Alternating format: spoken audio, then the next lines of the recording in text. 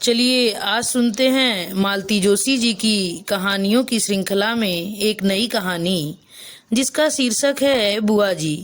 कहानी बहुत ही मर्म स्पर्शी है जो हमारे आज के परिवार के परिवेश से बिल्कुल मिलती जुलती है। चलिए शुरू करते हैं कहानी बुआ जी। इतवार की दोपहर खाना खाते खिलाते तो 2 बज ही जाते हैं। कमर सीधी करने के लिए जरा लेटी ही थी कि गुड़िया रानी आ पहुंची। ममा, आप ये कैसी मुसीबत अपने साथ ले आई हैं? मैं तंग आ गई हूँ। कैसी मुसीबत? अरे वही आपकी बुआ जी। सुपर्णा, मेरी आवाज़ एकदम तल्ख हो उठी। बड़ों के बारे में इस तरह बात करते हैं? ये नाराज होने वाली बात नहीं है ममा, जरा मेरी परेशानी भी तो समझा करो। गुड़िया ने चिरौरी की। जानती है कि जब मम्मी नाराज होती हैं तो नाम लेकर ही बुलाती हैं। ऐसा क्या हुआ बताओ तो। मैं अपनी अटैची कब जमाऊं समझ में नहीं आता। जब भी अलमारी खोलती हूँ नानी जी चली आती हैं। हर साड़ी उलट पलट कर देखेंगी, हर सूट की डिज़ाइन परखेंगी। अरे तो क्या हुआ, दुल्हन के कपड़े देखने की चाव तो सबको होता है। सिर्फ देखकर ही उन्हें संतोष नहीं होता ममा, वे हर एक कपड़ों का दाम पूछती हैं और फिर अपनी बहू रानी का गुण गाने बैठ जाती हैं। मेरी हर साड़ी उनकी बहू के पास मौजूद है। तो महंगी साड़ी खरीदने का ठेका क्या हम ही ने ले रखा है? बुआ जी की बहू बैंक में नौकरी करती है, जरूर खरीदती होगी। क्या पता, नानी जी तो ऐसी 2 कौड़ी की साड़ियाँ पहनकर घूमती हैं। हमारी 11वीं तक उनसे अच्छे कपड़े पहनती है। सुपर्णा, मैंने इस बार खाली कड़कदार आवाज में कहा, बहुत बोलने लगी है आजकल। अपनी गज भर की जबान को जरा लगाम देना सीखो। छोटे बड़ों का जरा भी लिहाज नहीं है तुम्हें। ससुराल में हमारा नाम खूब रोशन करोगी। वाह। मेरी बात पूरी भी न हो पाई थी कि दुपट्टे का कोना मुंह में ठूसकर बिटिया रानी कमरे से बाहर चली गई। उसकी आंखें छलछला आई थीं। शादी के ठीक 10 दिन पहले मम्मी से ऐसी करारी डांट खाने की उसने जरा भी कल्पना नहीं की होगी। मुझे मालूम था अब कमरे में जाकर देवी जी रोएंगी। रुला दिया ना उसे। इतनी देर बाद अब सुपर्णा के पिताश्री का बोल फूटा। क्या तुम जरा भी अपने पर काबू नहीं रख सकती? 8-10 दिन बाद वह ससुराल चली जाएगी तो इन्हीं बातों को याद करके रोती रहोगी। ससुराल जा रही है इसलिए तो डांटना जरूरी है। बोलने से पहले कुछ तो सोचना चाहिए। यहाँ तो मैंने जरा सा डांट भर दिया है। ससुराल में ऐसे मोती बिखरेंगी तो जिंदगी भर को मनमुटाव हो जाएगा। मैं जानता हूँ कि गुड़िया जरा मुंहफट है, पर तुम्हारी बुआ जी भी तो जरा ज्यादा ही इंटरफेयर करती हैं। बच्चों को अच्छा नहीं लगता। पता नहीं तुम इन्हें क्या सोचकर साथ ले आई हो। घर में पहली पहली शादी है, वह भी लड़की की। कोई सलाह देने वाला चाहिए कि नहीं? न मेरी सास जिंदा है न अम्मा। जिठानी को फुर्सत नहीं है, फिर क्या करती? इन्हीं को लिवा लाई। ये भी कौन सी फुर्सत में है। बहू की नौकरी की वजह से अनेक गृहस्थी से जूझ रही हैं। एक दिन के लिए कहीं जा नहीं सकती। वह तो मेरी परेशानी देखकर मिलिंद को तरस आ गया। बोला कोई बात नहीं जिज्जी, 10-15 दिन की बात है, मैं अपनी सास को बुला लूंगा। मुझे अगर पता होता कि बच्चों को उनका आना इतना खर जाएगा तो क्या किसी का एहसान लेती। खैर ले आई हो तो ठीक है, कोई बात नहीं, गुड़िया ठीक कहती है। अरे तो गुड़िया ने कौन सी बड़ी बात कह दी। 11वीं कौन अपने पैसों से साड़ियाँ खरीदती है। जितनी भी पहनती है सब मेरी दी हुई है। लाख पुरानी सही पर महंगी तो है, अच्छी तो होंगी ही। न हो तो तुम बुआ जी को भी दे दूंगी भाई। आते ही एकदम से देना तो अच्छा नहीं लगता ना। सोचेंगी अपना बड़प्पन दिखा रही है। वैसे भी बड़ी बूढ़ियों को कपड़ों का होश कहाँ रहता है। उनकी बहू का फर्ज था कि एक बार सास का सामान देख तो लेती, पर आजकल की लड़कियों में इतना अकल कहाँ होता है। अपने में ही उड़ी उड़ी फिरती हैं। बड़ी देर तक मेरी बात का कोई जवाब नहीं आया तो देखा श्रीमान जी की नाक फिर बजने लगी है। रविवार की दोपहर किन्हीं बुआ जी के लिए बर्बाद करना उनकी फितरत में नहीं। वैसे भी बुआ की मानसिकता औरों को समझना बड़ा मुश्किल है। मैंने उन्हें शुरू से देखा है, इसलिए मैं समझ सकती हूँ। उनका पूरा जीवन ही एक अभाव की कहानी है। न कभी ढंग का पहना न खाया, एवं काम तक मिलिंद के पास ढंग की साइकिल तक नहीं थी। ईश्वर की कृपा से अब समय बदल गया है। मिलिंद की अच्छी नौकरी है, बहू भी नौकरी वाली आ गई है। अब वे अगर डींग हाँकती हैं, अपने ऐश्वर्य का बखान करती हैं, तो उसके पीछे भी एक कॉम्प्लेक्स है। वे शायद सामने वाले के मन से अपनी विपन्नता की याद मिटा देना चाहती हैं। उनके इकलौते बेटे को कभी गिलास भर दूध नसीब नहीं हुआ। अब घर में 1.5 लीटर दूध आता है तो उन्हें लगता है दूध की नदियां बह रही हैं। खुद जिंदगी भर 20-25 रुपए की छींटदार धोती पहनती रही हैं, इसलिए बहू की साड़ियों में उन्हें राजसी वैभव नजर आता है। वह 300 रुपए की साड़ी रोज पहनने के लिए निकाल लेती है तो उनकी आंखें चौधियां जाती हैं। बहू सालगिरह पर 1500 की साड़ी खरीदती है तो वे बौखला जाती हैं। खुद एक फटीचर चप्पल में साल 2 साल गुजार देती हैं, इसलिए घर में लगी जूतों की कतारें उन्हें चकित कर देती हैं। 300 रुपए की चप्पल तो कल्पना की पराकाष्ठा है। बच्चों के खिलौनों की कीमत उन्हें अविश्वसनीय लगती हैं और बेटे की फिजूल खर्ची पर वे मन ही मन कुढ़ती हैं। यहाँ आने के बाद उन्होंने मिलिंद की नई गाड़ी का इतना वर्णन किया कि आखिर सुयश ने पूछ ही लिया, नानी मामा के पास कौन सी गाड़ी है? अब ये मैं क्या जानूं बेटा, सन्नी सन्नी बोले हैं। बच्चे तो हंस हंस कर लोटपोट हो गए। बुआ समझी कि वे उनकी अंग्रेजी पर हंस रहे हैं। अच्छा हुआ जो यही समझी, वरना बच्चे बाद में मुझसे कह रहे थे, मम्मा कल से सुन सुनकर कान पक गए थे, हम तो समझे मारुति 1000 या टाटा सियरा वगैरह होगी, और निकली क्या सन्नी। अब बेचारे क्या जाने कि नानी के लिए तो यह फटफटिया भी बड़ी चीज है। यूं तो बुआ के बड़ बोलेपन ने मुझे भी एक झटका दे ही दिया था। आई थी उस दिन से सिर धोने की रट लगाई थी। पहली फुर्सत में बाजार जाकर गृह वस्तु भंडार से मैं सिकाकाई मसाले का पॉकेट ले आई। दूसरे दिन वे नहाने जाने लगी तो मैंने एक कटोरी में मसाले का पेस्ट बनाकर थमा दिया। ये क्या है? सिर धोने का मसाला है। वे कुछ देर तक कटोरी को देखती रहीं, फिर बुरा सा मुंह बनाकर बोली, शैम्पू नहीं है? पल भर तो मैं अवाक रह गई। फिर मुझे भी ताव आ गया। बाथरूम में सेल्फ पर से मैंने 4-5 तरह के सेसेज उनके सामने रख दिए। ये लो शैम्पू, कौन सा यूज करती हो? ये इतने सारे? और क्या बुआ, आजकल तो घर में जितने लोग रहते हैं उतनी तरह के तेल, उतनी तरह के शैम्पू और उतनी ही साबुन रखने पड़ते हैं। तुम कौन सा ब्रांड लगाती हो?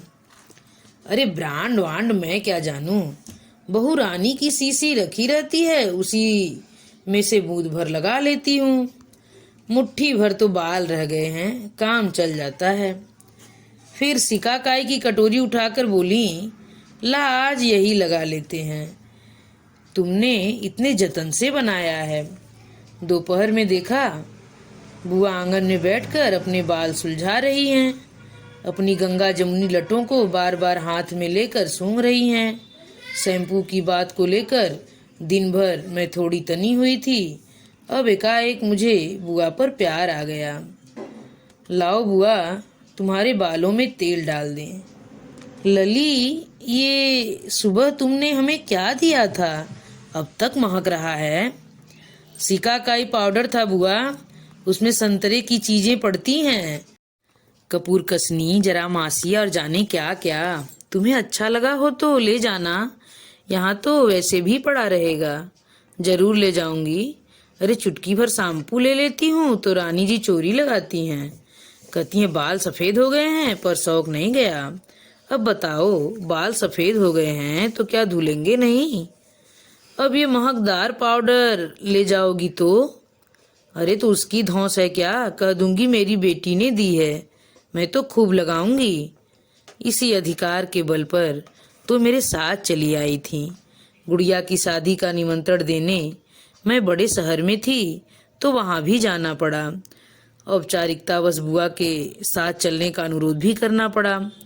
तीसरे ही दिन मिलिंदा धमका, माफ करना जिज्जी, तुम घर पर आई और भेंट नहीं हो सकी। तुम जरा देर को रुकी भी तो नहीं। रुकती कैसे भैया, बुआ ने तो बताया था कि तुम्हें लौटने में 7 साढ़े 7 बज जाते हैं। सो तो बजते हैं, वो क्या है कि सारा सौदा सुरुफ लेकर ही घर पहुंचते हैं। एक बार घर पहुंच जाते हैं तो दोबारा निकलने की हिम्मत नहीं पड़ती। घर भी तो कहाँ काले कोसों में ले रखा है। सोचा होगा रिश्तेदारों से पिंड छूटेगा, पर भैया तुम चाहे जंगल में घर बसा लो, जब तक बुआ है हम लोग तो आते रहेंगे। कैसी बात करती हो जीजी, तुम्हारा घर है, तुम्हें तो 100 बार आना है। बल्कि मैं तो नाराज हूँ कि तुम एक रात रुकी भी नहीं। समय नहीं था रे, नहीं तो जरूर रुकती। यहाँ तो बस भागम भाग मची हुई है। घर भी जल्दी पहुँचना है, ढेर सारा काम पड़ा है। कब जा रही हो? आज ही जा रही थी, पर बुधवार है ना, भाभी ने जाने नहीं दिया। अब कल सुबह जाऊंगी। तो अम्मा को कल सुबह यहीं छोड़ दूं कि बस स्टैंड ले जाऊं? क्षण भर को मुझसे कुछ उत्तर ही नहीं देते बना। फिर तुरंत अपने को संभाल कर मैंने कहा, तो बुआ चल रही है ना? चलो ये अच्छा रहा। बड़े भैया चुपचाप हमारी बातें सुन रहे थे। बोले, मिलिन तुम्हें कोई परेशानी तो नहीं होगी? परेशानी तो बहुत बड़ी होगी भैया। घर और बच्चे सभी कुछ तो हम अम्मा के भरोसे छोड़कर जाते हैं, पर क्या करें, वे तो जिद पर आ गई हैं।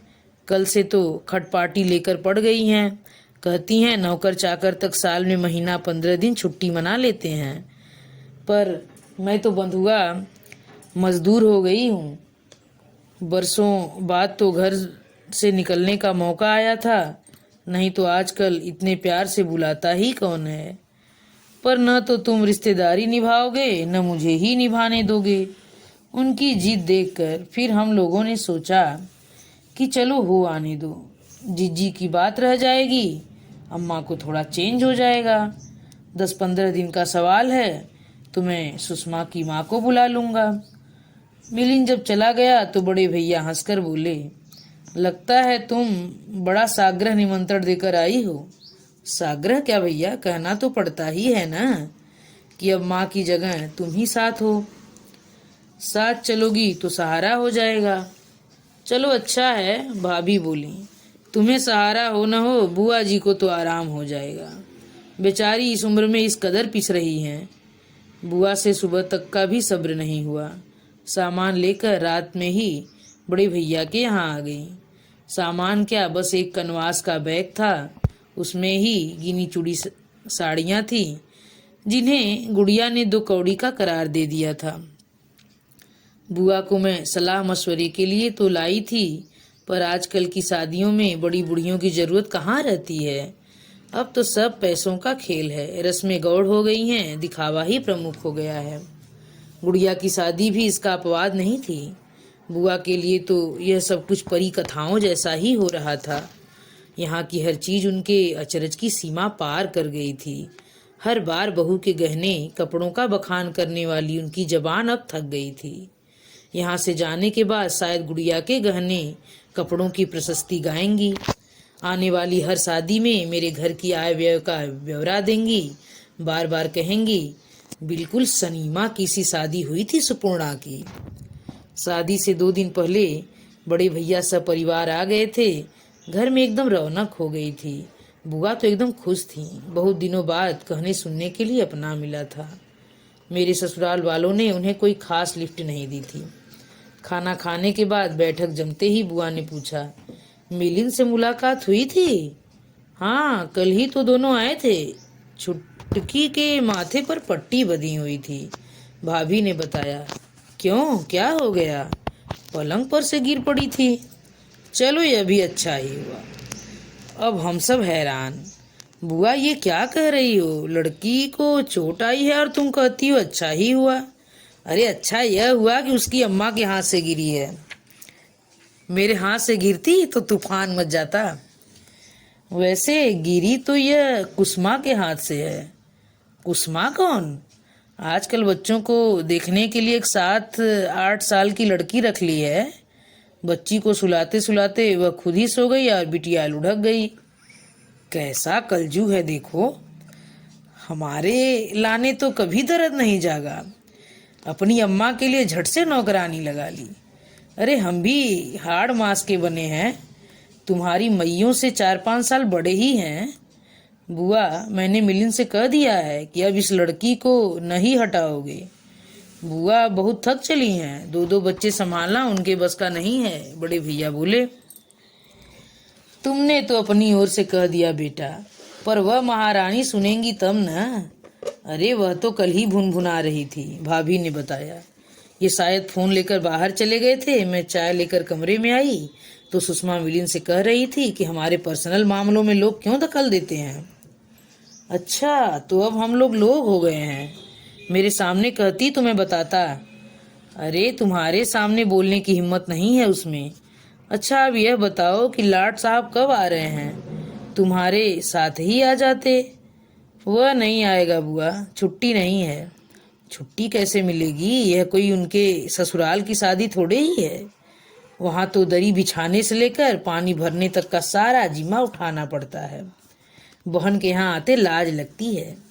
गुड़िया के लिए यह लिफाफा भेजा है, यही देने के लिए आया था। लिफाफा? बस बुआ ने लिफाफा हाथ में लिया और उनके आंसू छलछलाए। देखते देखते उनकी हिचकी बंध गई। इस लड़के ने तो मुझे कहीं मुख दिखाने लायक नहीं रखा। मामा होकर भांजी के लिए 100 रुपट्टी भेजे हैं और बहन के लिए तो कुछ भेजने की याद ही नहीं है। जमाई तो मेरा राजा आदमी है, उन्हें किसी की आस नहीं है। पर बहन बेटी को एक साड़ी तो उड़ाता, बीवी को तो 1000-1000 की पहनाता है। बहन के लिए 500 भी ना निकले। हम लोग सब परेशान हो उठे।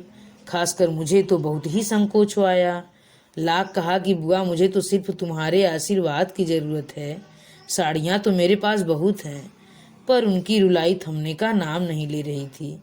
बड़े भैया ने भी समझाया कि बुआ तुम हमसे अलग थोड़ी ही हो, तुम भी तो हमारे खानदान की हो।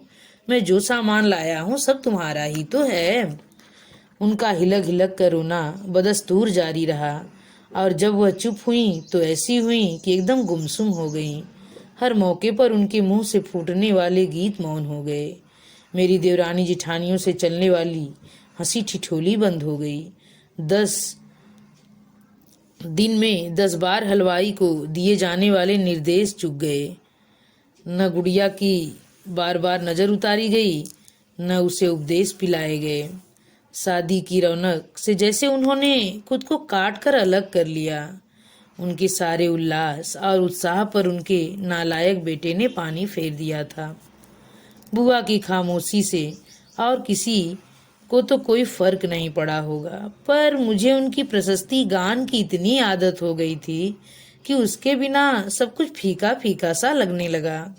रिसेप्शन के दिन मैंने अपनी क्रीम कलर की चंदेरी उन्हें पहनाई थी। मुझे लगा था वे कहेंगी कि इतनी महंगी साड़ी क्यों दे रही हो, पर उन्होंने कुछ कहा ही नहीं, चुपचाप पहन ली। विदा के समय मैंने बेटी दामाद के लिए उन्हें रुपए पकड़वाए थे। उन्होंने झूठ मूठ को भी मना नहीं किया, खोल कर देखा भी नहीं कि कितने हैं। दिन भर बिटिया के रूप रंग की तारीफ करती नहीं अघाती थी। जयमाल वाले दिन तो गुड़िया एकदम राजकुमारी लग रही थी, पर बुआ ने प्रशंसा में एक शब्द नहीं कहा। मैंने अपनी बेटी के लिए इतना सुदर्शन दूल्हा ढूंढा था, पर बुआ ने मुझे बधाई नहीं दी थी, न बारात की सजधज की तारीफ की, न हाल की सजावट को सराहा। झूठ क्यों बोलूं, बुआ की यह उदासीनता मुझे बहुत बुरी लगी। इसलिए जब उन्होंने बड़े भैया के साथ जाने का प्रोग्राम बना लिया तो मैंने रोकने की कोशिश नहीं की। जब उनका मन ही यहाँ से उचट गया है तो रोकने का कोई तुक नहीं था। उनकी अटैची लेकिन मैंने बड़े प्रेम से जमाई थी। अटैची तो खैर मेरी ही थी। उसमें मैंने अपनी कई नई पुरानी साड़ियाँ रख दी थीं। इसके अलावा स्वेटर, शाल, स्लीपर मुझे भी रख दिए थे। एड़ियों पर रगड़ने वाली क्रीम, हाथ पैरों में लगाने के लिए वेसलीन, घुटनों की मालिश का तेल सब याद करके रख दिए थे। शिकाकाई पाउडर तो था ही। बुआ अपने साथ जो कैनवास का बैग लाई थी उसमें मैंने मिठाई रख दी थी। इसके अलावा सूखे फलाहारी व्यंजन जैसे साबूदाना का पापड़, आलू के चिप्स आदि भी रख दिए थे। ये क्यों दे रही हो लली? यहाँ रहने दो, ये कोई खराब थोड़े ही होंगे। बुआ यहाँ यूं ही पड़े पड़े सड़ते रहेंगे। तुम्हारे तो व्रत उपवास चलते रहते हैं, काम आ जाएंगे।